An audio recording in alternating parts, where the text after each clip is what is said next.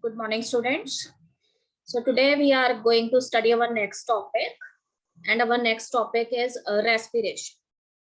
So as you all know, in the chapter life processes, till today we have learned up to the process of digestion in our previous lectures. So now I am going to tell you more about the process of respiration, which is one of the vital process, an important life process in our body. So children, whenever we use the term respiration, then respiration is concerned with a process by which an organism provides its cells abundance of oxygen, or you can say plenty of oxygen, for the purpose of various metabolic activities. And during this process, we take oxygen gas into our cells. And when these metabolic activities, they are going in our cells and tissues. So as a result of these chemical reactions, carbon dioxide gas, it is produced as an end product in our cells and tissues, and they are also removed from our body because it is considered as a wastage in this process. Okay, student, if you have to define the process of respiration, then you can say that it is an intercellular oxidation process in which the complex organic substances, as you know that your food consists of complex organic molecules, macromolecules such as carbohydrates, proteins, fats. So all of these need to be broken down into simplest substances. So this process of breakdown of complex food into simplest food, it generally occurs in your cells and tissues. And for this purpose, oxygen is required. So we can say if oxygen, it is present in plenty amounts, then such type of process is known as respiration. So one thing that you must remember in your mind is that in the process of respiration, since it is a catabolic reaction, large amount of energy is released. So this energy should not be wasted in the process. For this energy, it is not released all of a sudden in a one single step, whereas it is released in simple, small steps. And this amount of energy, it is stored by special type of molecules, ATPs, which are known as the energy currency of the cells. Yes, children, as I have already discussed that respiration is a process in which complex organic molecules like carbohydrates, proteins, fats, they are broken down inside your cells and tissues. And as a result, it comes into their simplest form, such as carbon dioxide and water. So in the process of respiration, oxygen gas is used and carbon dioxide gas, it is later produced in your cells and tissues. And this carbon dioxide, because it is a waste gas, so it must be removed from your body. So there are different steps takes place during this process, by which the intake of the oxygen, it happens in your cells and tissues, and the carbon dioxide gas, it is removed from your body. As you know that you have studied the classical equation of photosynthesis, where you have studied that 6 molecules of carbon dioxide, when combined with 12 molecules of water, then it gives C6H12O6, that is a glucose, along with some molecules of oxygen, that is 6 molecules, you can say, of oxygen, and 6 molecules of water along with some amount of energy. So when we reversed this equation of photosynthesis, because you know that photosynthesis is an anabolic type of reaction where smaller molecules, they join together to form the larger one. But in case of respiration, the larger molecules, they broken down inside the cells and tissues. And during this breakdown, large amount of energy, it is released. So here, The main respiratory substrate, it is a glucose, whose formula is C6H12O6. So this glucose, in the presence of 6 molecules of oxygen, it breaks down and forms 6 molecules of carbon dioxide along with 6 molecules of water, and large amount of energy is released during this process. So not only carbohydrates, they act as a substrate during respiration, because we have different components of food such as proteins, fats, etc. So in the respiratory process, the main substrates are the carbohydrates, but beside these, the another substrates may be fatty acids or glycerols, and the simplest form of proteins, which are known as amino acids. So their breakdown, it also happens in the cells and tissues. Yes, children, you have studied so many times in your previous classes that we divide the types of respiration into two broad categories, depending upon how much amount of oxygen it is available to the cell. So we have two type of respiration. One is aerobic respiration and another is anaerobic respiration. So all of you remember that aerobic respiration is a kind of respiration in which the oxidation of glucose takes place, and in this process plenty of oxygen is available, and as a result there is a complete breakdown of the glucose molecule. And whenever there is a complete oxidation of a hydrocarbon, then you must remember that carbon dioxide and water along with large amount of energy are the major products. So here you can see that C6H12O6, which is the general formula of glucose, it reacts with 6 molecules of oxygen and it produced 6 molecules of carbon dioxide along with 6 molecules of water. And during the process of aerobic respiration, here I have written 38 ATPs, but that is the overall yield of respiration.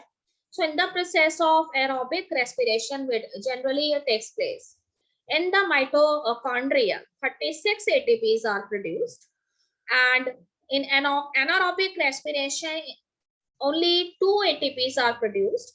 So the net gain of ATPs from the respiration process, it is 38 ATPs. So what is anaerobic respiration? As the name itself indicates, here in this process, the partial oxidation of the organic food, it takes place, but in the absence of atmospheric oxygen. So one of the type of anaerobic respiration, which is commonly known as a fermentation, it takes place in a unicellular fungus known as yeast. So here, the glucose molecule, which is C6H12O6, in the absence of oxygen, it forms an alcohol, and the simplest type of alcohol here is ethanol. 2 molecules of ethanol is formed, that is C2H5OH, along with 6 molecules of carbon dioxide, and 2 ATPs are produced.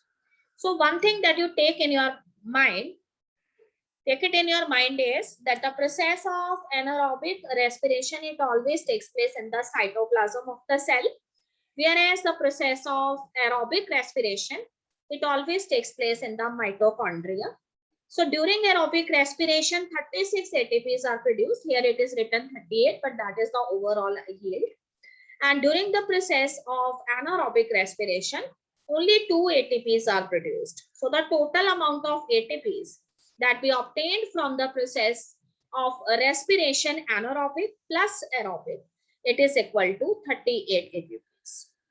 Yes, children, here I have shown you one flow chart that is related with cellular respiration. So here you see that the main respiratory substrate that is present in the cells, it is actually the glucose, because carbohydrates, they are the main components of our diet. And the simplest form of carbohydrates is a glucose, whose formula is C6H12O6. So in step 1, what happened? This glucose, it undergoes the process known as glycolysis, where its breakdown takes place. and as a result, 2 ATPs they are produced. So when this glucose, which is a 6-carbon molecule, it breaks down in the cytoplasm of the cell by the process glycolysis. Then it converts into a 3-carbon compound, which is known as a pyruvate. So this pyruvate, it later breaks into different forms depending upon how much amount of oxygen it is actually available in the cell. So student, if no oxygen is present, then the process is known as a fermentation or anaerobic respiration. And if oxygen is present, then the process it is known as oxidative respiration, or you can say aerobic respiration. So always remember, anaerobic respiration takes place in cytoplasm of the cell and only 2 ATPs they are the net yield, whereas oxidative respiration or aerobic respiration, it takes place in the mitochondria of the cell, and here 36 ATPs are produced. So the net gain that we obtained for ATPs in the process of respiration, that is 2 ATPs from glycolysis and 36 ATPs from aerobic respiration. So it is equal to 2 plus 36, that is equal to 38 ATPs. Yes, children, here I am talking about a special type of anaerobic respiration, and that is known as a fermentation. So fermentation is anaerobic respiration, and in anaerobic respiration, no oxygen is present. So in fermentation also, the oxygen is not present. So here during the process of fermentation, which generally takes place in the unicellular fungus yeast, the main product that we obtained during fermentation, it is alcohol. And alcohol here produced is ethanol, that is C2H5OH. So ethyl alcohol plus carbon dioxide, they are the main products during the process of fermentation. But sometimes in our body muscles, when we do some vigorous exercise or some heavy muscular work, in that situation, our body muscles they require more amount of oxygen, but that much amount of oxygen is not supplied by our body to muscles. So the demand of the muscles is not satisfied. So when lesser amount of oxygen it is available in our body muscles, then the process of respiration that takes place in our body muscles, it is also of anaerobic type. So here the product is produced, and that is known as lactic acid.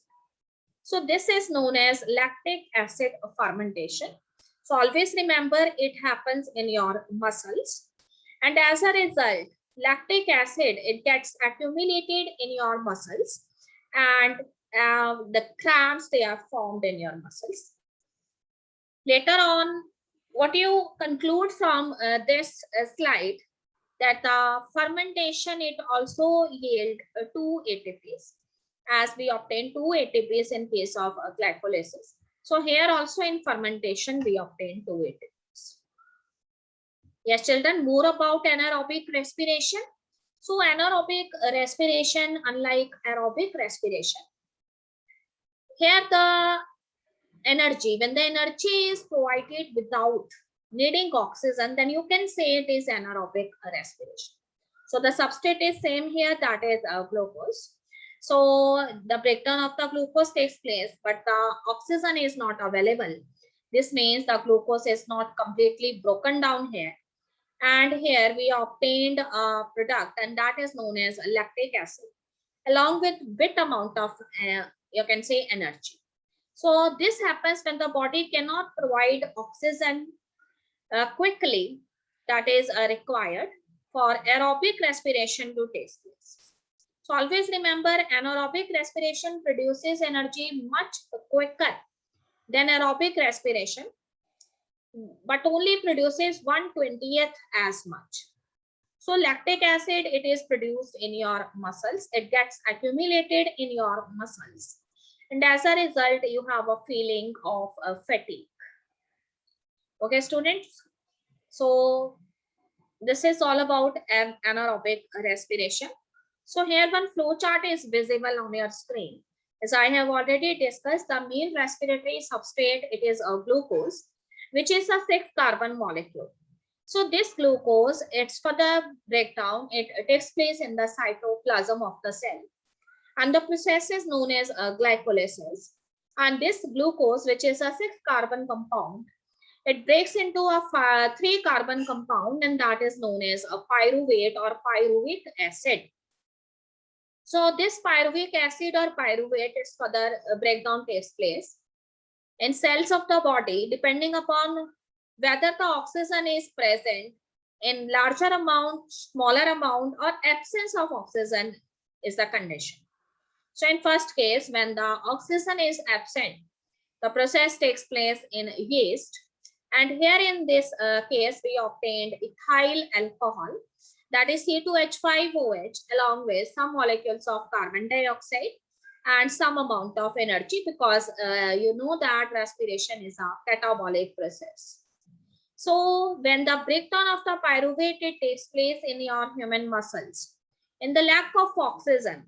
So here one special product is accumulated in your muscles, and that is known as lactic acid. So here in this process also some amount of energy, it is released. And the condition third is when there is abundance of oxygen or plenty of oxygen, the process takes place in the mitochondria of the cell. And here there is a complete breakdown of the pyruvate molecule. So as a result, carbon dioxide, water, and large amount of energy is released. So you must take it in your mind that here in aerobic respiration, which happens in mitochondria, 36 ATPs are produced. Whereas in anaerobic respiration, whether it is a fermentation or some other form of anaerobic respiration, only 2 ATPs are produced. So the net gain of ATPs, which we obtained from the overall respiration, that is equal to 2 plus 36, that is 38 ATPs. Yes, children, here I have taken one extract from our NCERT book, and that is concerned with the energy-rich molecules, ATPs. So you have studied in your previous classes that ATPs are popularly known as the energy currency of the cells. So the term ATP stands for adenosine triphosphate. So how many phosphates are there? 3 phosphates are there. So these ATPs, they are known as energy currency, and they are required for various cellular processes. So this energy, which is released during the process of respiration, it is used to make the ATP molecules. And this ATP, it is actually obtained from ADP and inorganic phosphate. To see how the ATP molecules, they came into existence. The ADP, which is adenosine diphosphate, when it binds with inorganic phosphate, then it forms ATP, that is adenosine triphosphate. So the energy, it is actually stored in the high energy bonds of the phosphate atoms that are binded with the sugar molecule adenosine. So endothermic processes in the cell, they use ATPs for driving their chemical reactions. So here in case of ATPs, when these ATPs they are utilized in your cells, then the terminal phosphate linkage, which actually store the energy, they broken down, and this happens when we use water.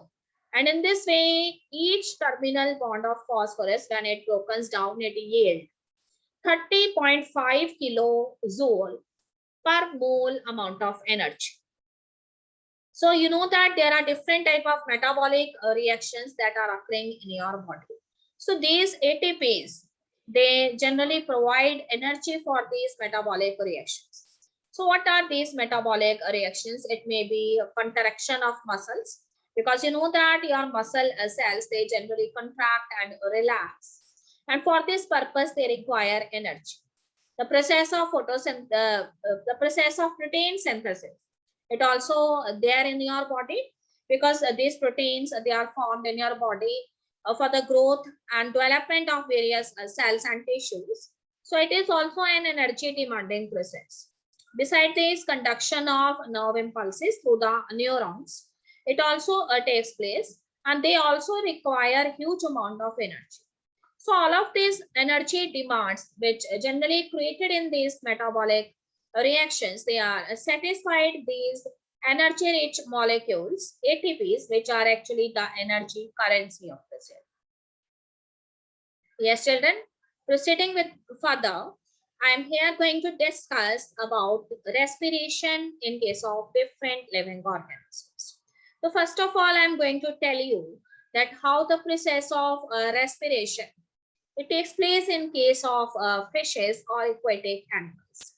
You have studied so many time in your lower classes that fishes, which comes under aquatic organisms, as they live in water, so their respiratory organs, they are known as gills.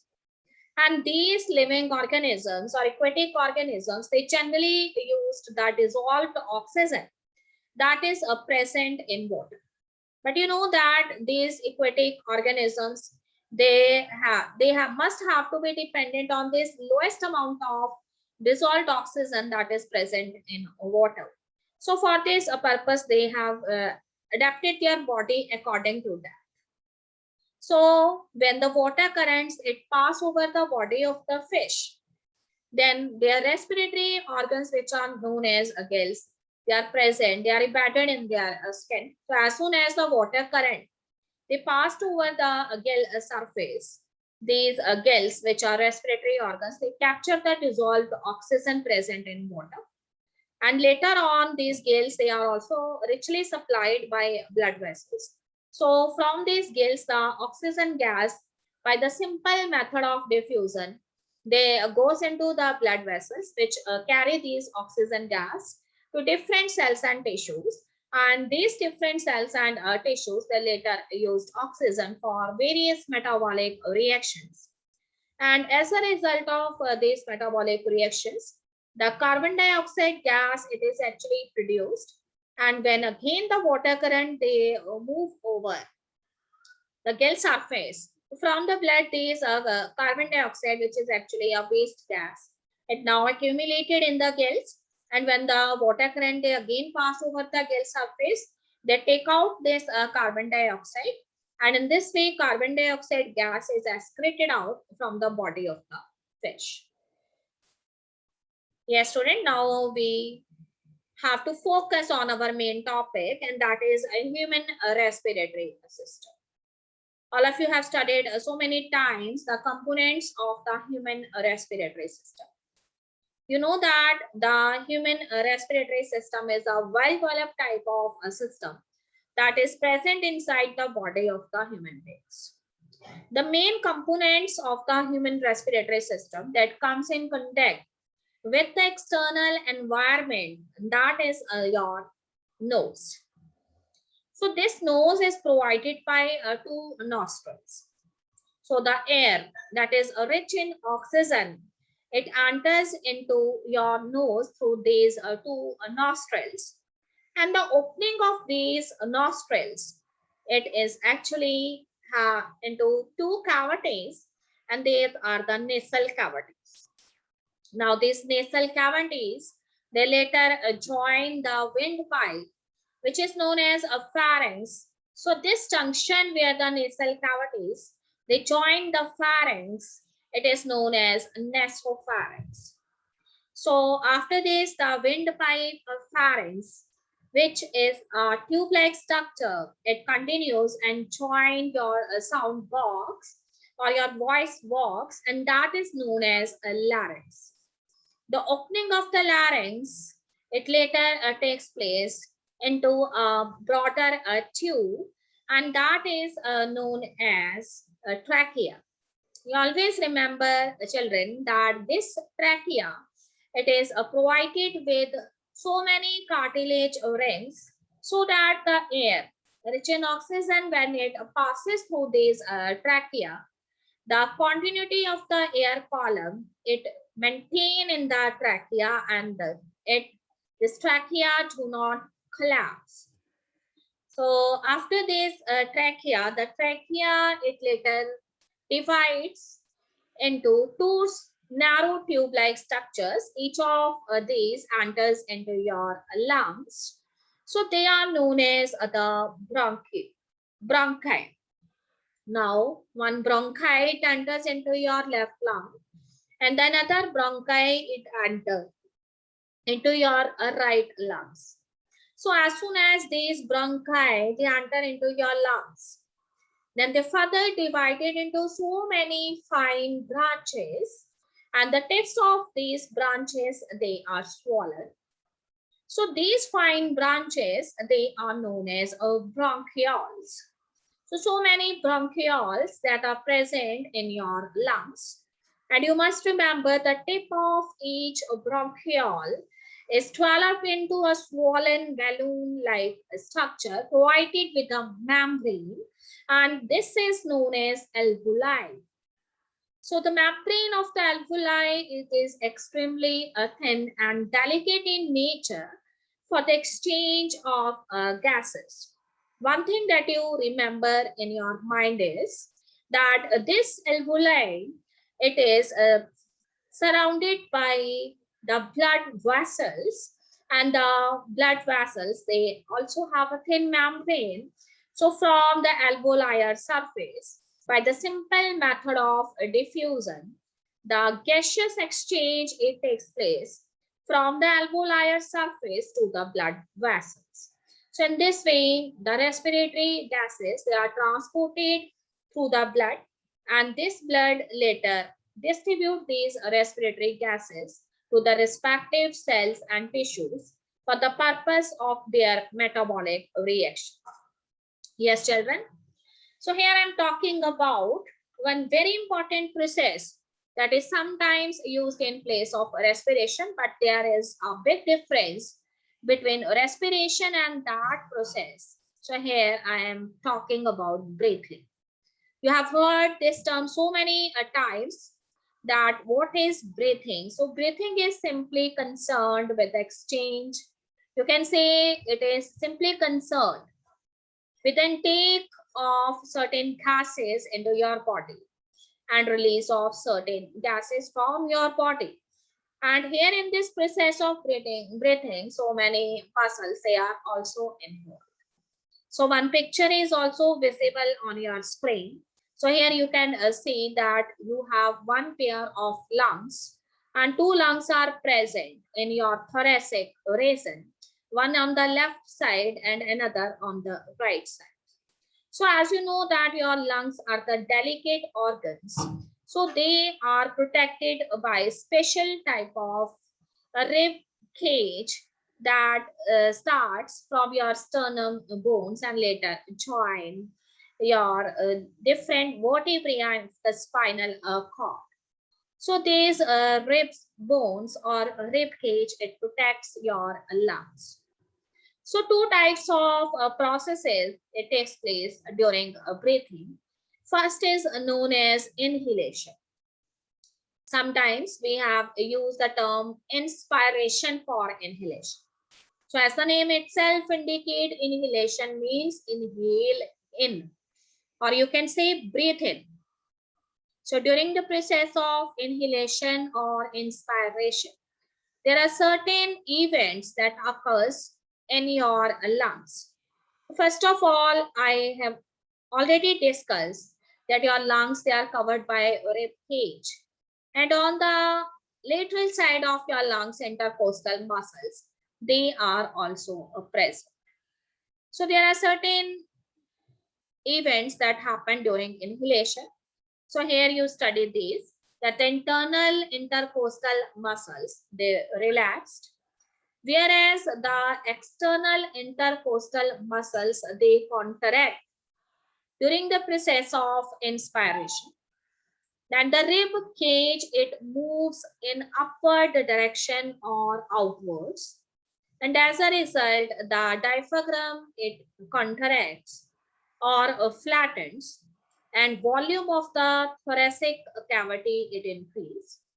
So by this, the pressure in the alveoli decrease, and the air, it moves inside your lungs. So you must remember that this air is rich in oxygen gas. So during the process of inhalation, your alveoli get saturated with this oxygen gas, which is the main respiratory gas present in your lungs.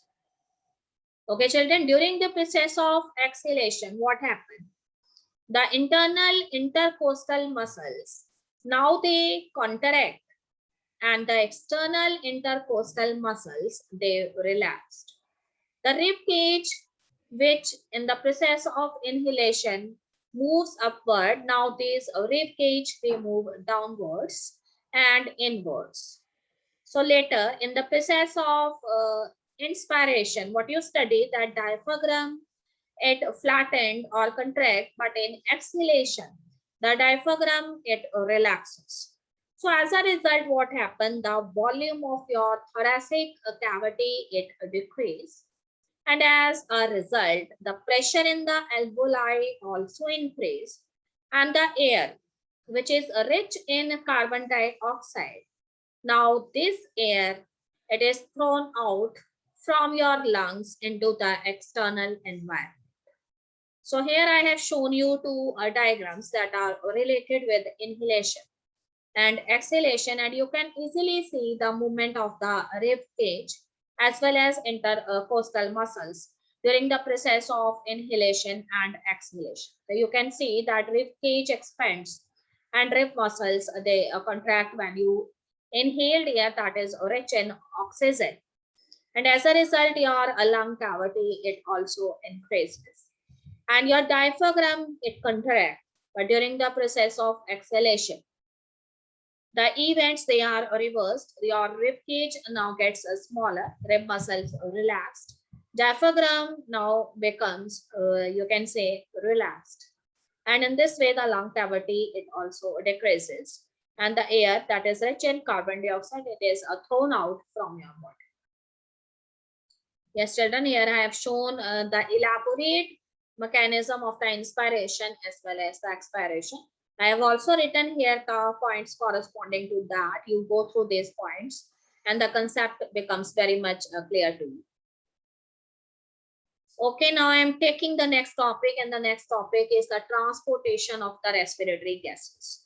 As you all are aware that two types of respiratory gases that are generally involved in the process of respiration. So first is known as oxygen and the second gas is carbon dioxide. So here I'm going to tell you that the transportation of the oxygen gas, how it takes place in your body. As I have already discussed in the previous topic, that the main site where the respiration takes place, or you can say exchange of gases takes place, it is actually the tips of the bronchioles, which are known as alveoli. And this alveoli is provided with a thin membranous structure, and it is delicate in nature and it is very thin, so easily the exchange of gases, it takes place. So from this alveolar surface, when it gets saturated with oxygen gas, this oxygen gas, by the simple method of diffusion, it passes from the alveolar surface into the blood. And here you know that in the blood, what is present? A red color pigment is present, and that is known as a hemoglobin.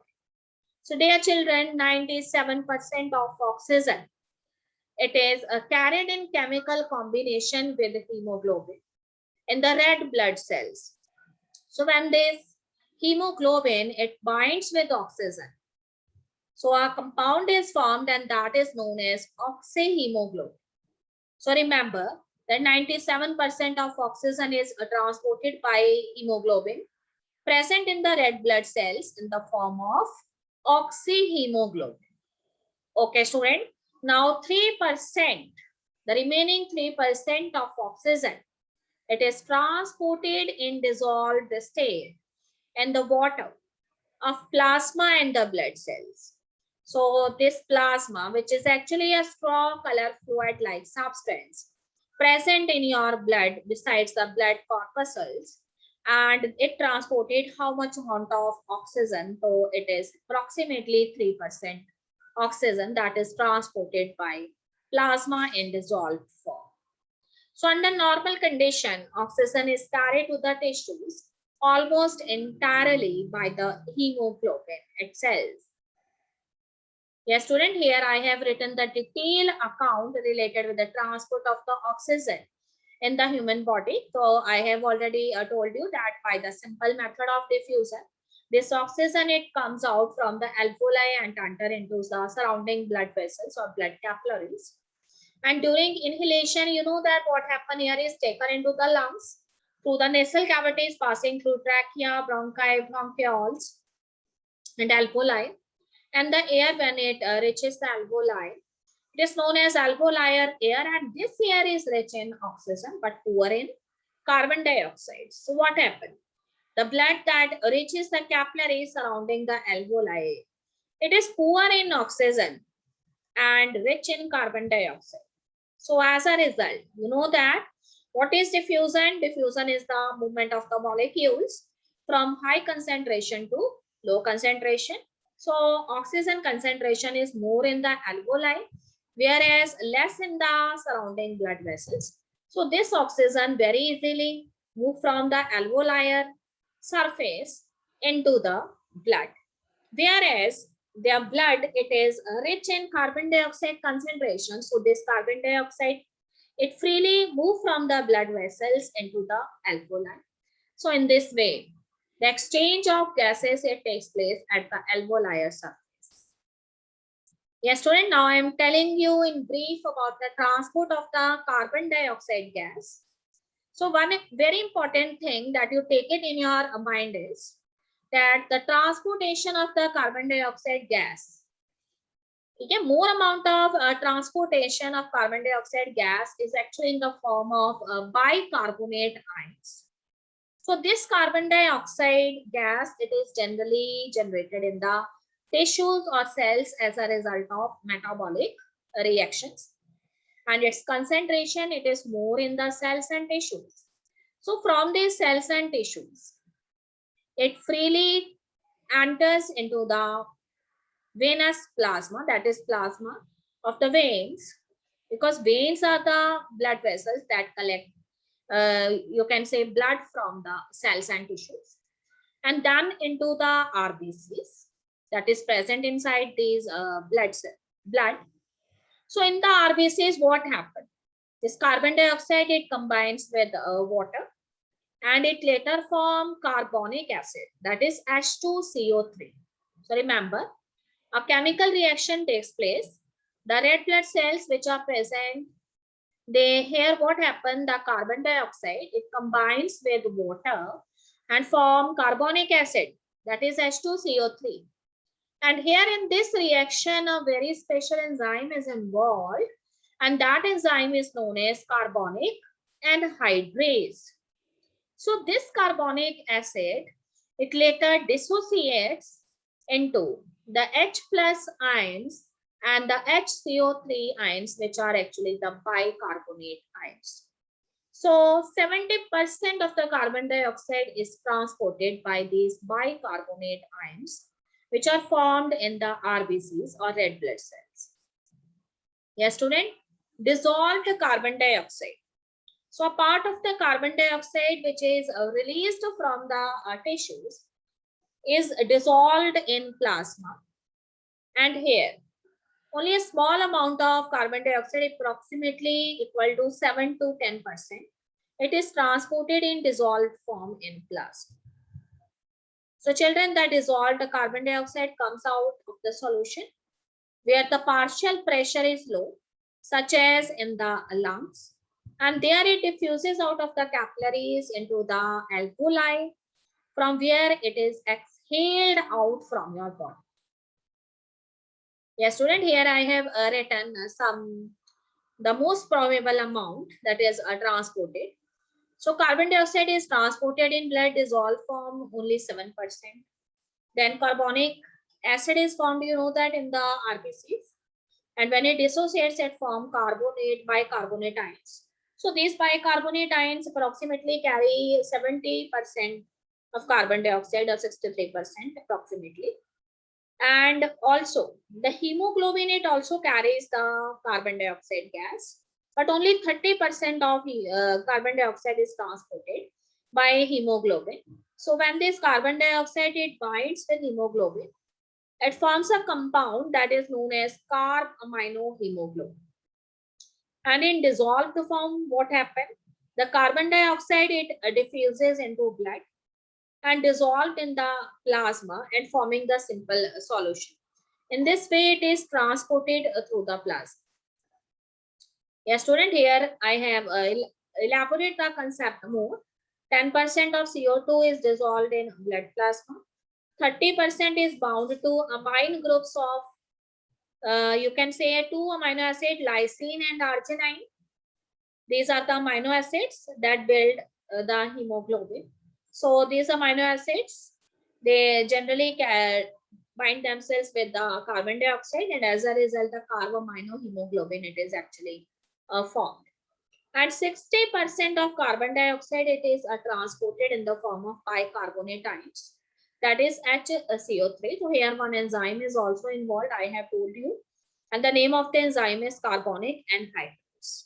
So in the alveoli, CO2 is released into air simply because the partial pressure of carbon dioxide in blood is 46 mm of Hg, and that is higher than the partial pressure of carbon dioxide in the lungs, which is 40 mm of Hg. So it is very easy to excrete out or to release this carbon dioxide on the basis of this concentration gradient from the lungs of your body.